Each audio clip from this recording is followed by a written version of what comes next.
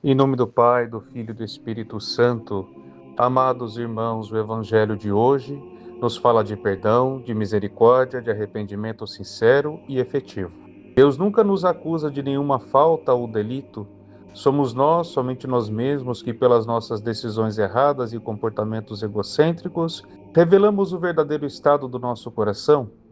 Bem-aventurança ou danação apenas confirma o que nós mesmos construímos ao longo de nossa vida e viciamos ficar no estado onde entendemos que só temos razão e regamos nossa vaidade com o desamor. O Senhor Jesus, na parábola de hoje, diz que havia um rei que emprestou dinheiro a muitos súditos, e diante dele foi levado então um servo que tomou emprestado a quantia de 10.000 talentos. Ora, 10.000 talentos era uma dívida impagável, e notem que o rei não cobrou juros à dívida. Conforme a sentença do rei, para quitar a dívida, deveria ser vendido o servo devedor, junto com sua esposa e filhos. O servo se prostra diante do rei, humilhando-se com súplicas, e pediu um prazo maior para quitar a dívida. São Teofilactos de Ohrid nos diz que Deus, em seu amor pelo homem, perdoou a dívida inteiramente, embora o servo não estivesse pedindo perdão total da dívida, mas uma extensão do tempo em que iria pagá-la. Saibamos, portanto, que Deus dá mais do que pedimos.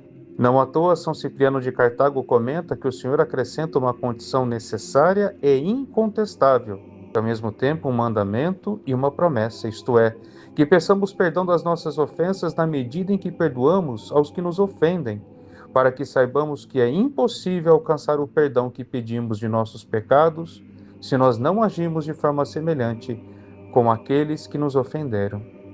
Mas o servo que teve sua dívida perdoada não agiu com misericórdia a quem lhe devia bem menos. O modo como tratamos o nosso próximo revela externamente o modo como nos relacionamos com Deus. Justificamos o tempo todo as nossas falhas. Não assumimos os nossos pecados. Em todo o nosso erro culpamos os outros, nos fazendo de coitadinhos. Somos permissivos e tolerantes com nossas fraquezas, inventamos as mais estúpidas desculpas para fundamentar o porquê agimos errado. Somos indiferentes ao que Deus pensa de nosso mau comportamento e chegamos ao ponto de pensar que Ele não vê nossos delitos, e Deus vê. Não queremos admitir, mas nossa conduta não é justa, portanto sabemos que é reprovada por Deus. Quem pede perdão a Deus, diz São João Crisóstomo, e não perdoa seu irmão, fecha com as próprias mãos as portas da misericórdia que Deus abriu. É impossível estar na igreja e não viver a prática constante do perdão. Estar na igreja de Cristo é somente possível se praticarmos seu principal mandamento, e é o mandamento que tornou-se base de toda a sua igreja, o amor. O amor é o aroma de Cristo.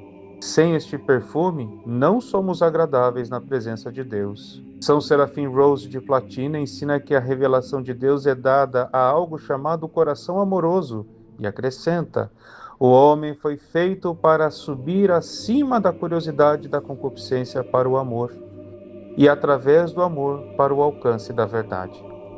Quem esquece a misericórdia recebida de Deus e se justifica na autojustiça, ou seja, segundo vozes da minha cabeça, torna-se capaz de oferecer misericórdia.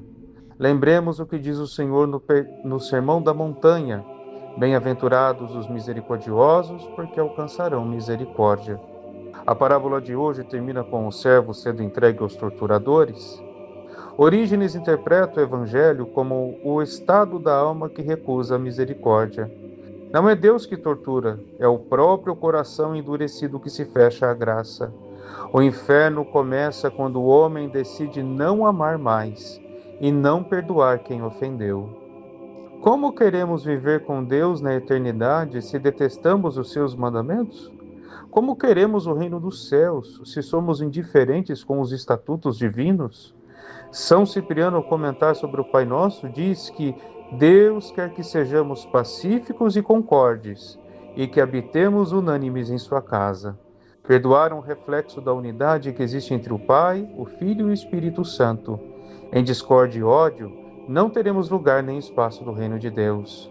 Portanto, devemos fazer um exame de consciência e questionar a nós mesmos: que tipo de relacionamento quero ter com Deus? tenho como objetivo para alguém apresentar o rosto misericordioso de Deus? Que o Deus da paz e da concórdia nos conceda um coração capaz de guardar na memória o perdão recebido e de oferecê-lo aos outros, para a maior glória do Pai, do Filho e do Espírito Santo.